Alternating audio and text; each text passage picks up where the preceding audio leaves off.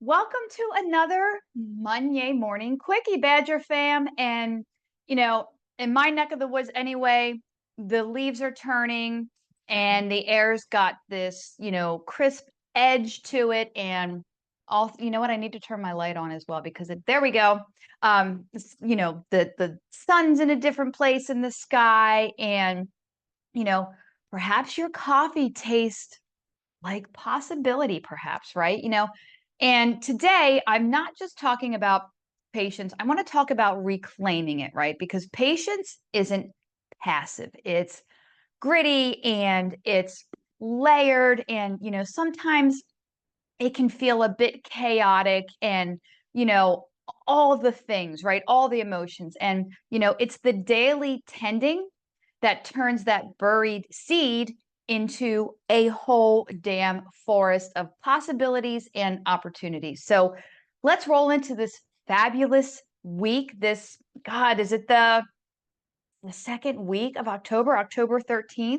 Happy October 13th. Jeez, I can't even believe it's October 13th. Wow.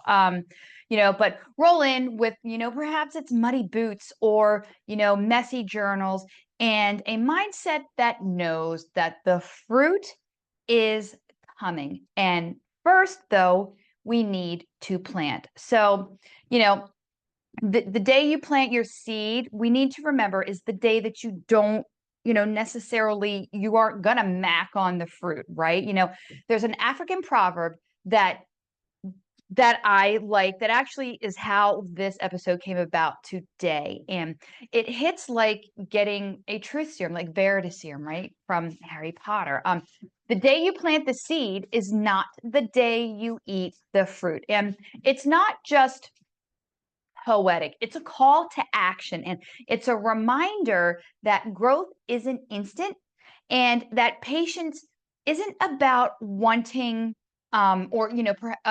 waiting around. It's about showing up, right? It's about watering and tending and deadheading and trusting, right? And in a world that worships speed and instantaneous gratification and the I want it and I want it now, which I call the Veruca Salt syndrome.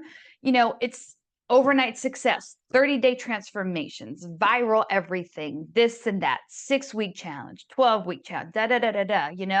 Um, this proverb itself is an absolute rebellion, and it's a whisper from the soil saying, "Slow down, stay, trust, and keep going." And I want to break this down, not as a metaphor, but as a mindset to take us into this week, right? One that you can live, you can, lift, and you can lead with. So naming your seeds because you can tend, you know, before you can tend to anything, it's about, you've got to know what you're growing. You've got to know what is it? What are the goals? What are the things that, I want, right? And naming your seeds, it's about clarity. It's about intention.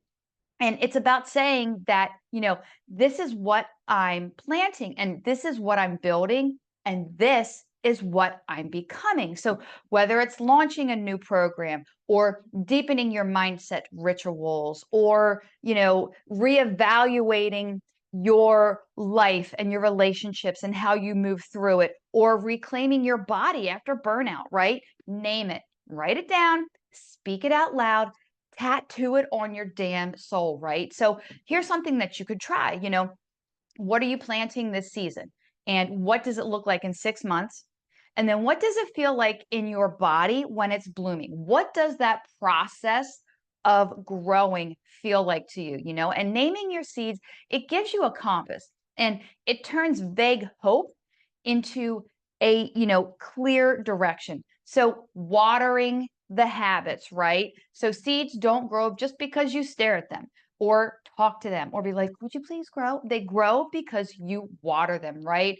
And watering habits are the small, micro, stretch, consistent actions that feed your goal. They're not flashy, they're not sexy, they're typically not quote unquote social media worthy or things that are going to get, seen. They're not Instagrammable, but they're the powerful things behind all the growth, right?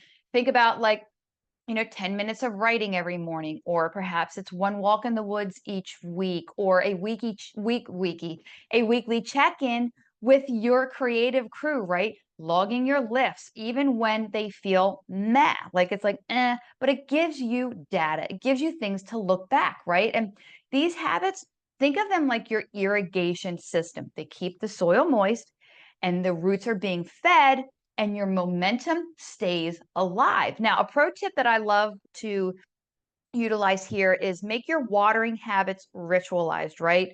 It again, habit stacking. Pair them with music or a scent like a candle or a movement, right? And then turn them into sensory anchors that make tending feel sacred and important, right? Something that you look forward to and that you don't want to not do.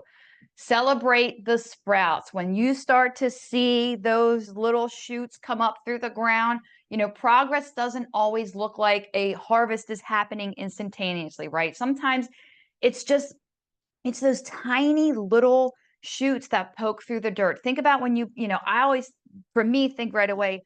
I love to plant zinnia seeds every year. And I always get so excited when I see the first little teeny tiny baby sprouts poking through the soil. Oh my God, it's so exciting. When the same thing is with your seeds, your goals, celebrate that, right?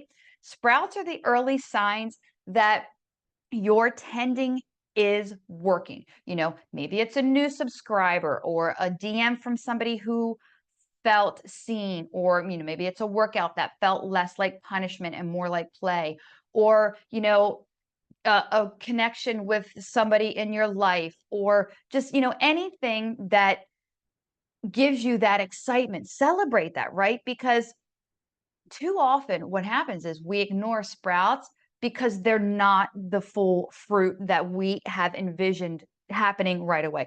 But sprouts are the proof, right? They're that whisper that say, keep going because it's working. So something that you could do to try perhaps will be keep a sprout journal. I know it sounds totally silly, but seriously, or in your journal, just have a little like sprout box or whatever. Screenshot kind messages or track the small wins weekly, right? Maybe you want to share those with somebody like somebody you trust, and you want to say like, oh my gosh, I just, this is happening and I wanted to share it with you. Celebrating sprouts, it builds resilience, and it reminds us that growth is happening even when it's quiet and invisible. So resist uprooting. And this is the hardest part, right? This is where not quitting just to check if it's working, or because uprooting, it is just a sneaky form of self-sabotage. It's the moment that you dig up the seed because you're impatient and you want that proof, you want the fruit, and you crave the certainty, right? And resisting uprooting, that is a sheer act of faith, right? It's saying, I don't see it yet, but I believe and I know that it's coming. So 4 hot badger tips that you can start tending today to take you into the week and for the remainder of the year and beyond are, seed naming ritual, which I had mentioned earlier. Here you can grab a notebook, you can light a candle, make it, ceremonial for you, make it feel important, right? And write down 3 things you're planting this season, and be bold, be very specific. Get your bags, right? Those big ass goals. Nobody has to see this, no one. So you can make these as big and grandiose and magnificent and as audacious as possible. So maybe it's creating a quote unquote watering playlist, right? Create a playlist that anchors your watering habits. It could be emotional, it could be energizing, and it could be all of these things. Songs that just get you jacked up, whatever songs they are, right?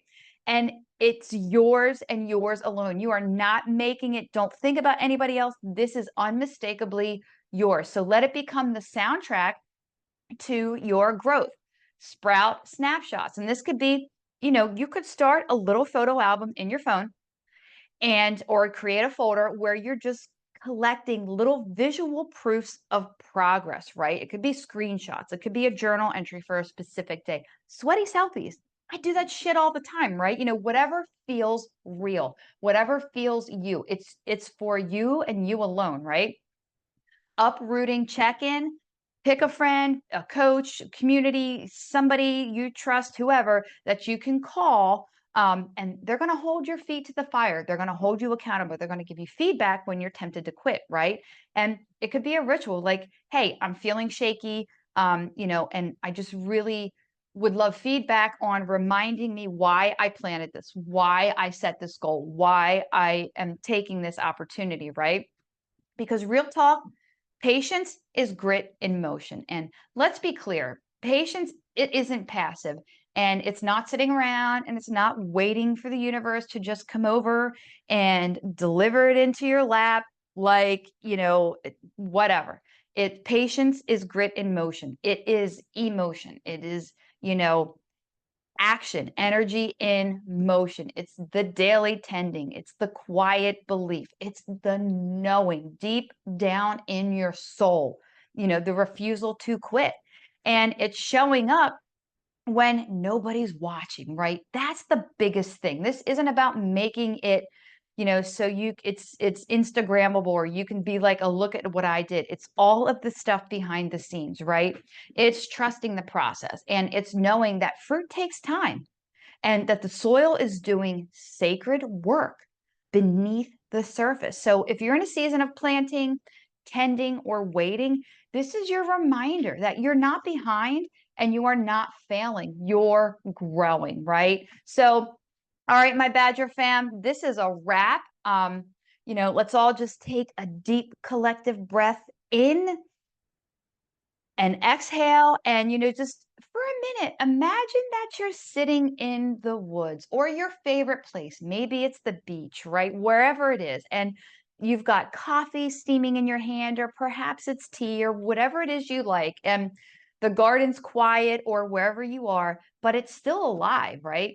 You've planted your seeds, and you've set your habits, and you've spotted the sprouts, and you've promised yourself to not uproot them. And this week, let patience be your power, and let tending be your ritual. Let growth be your quiet rebellion. You've got this, and I've always got you. So remember, don't just go through life, grow through life.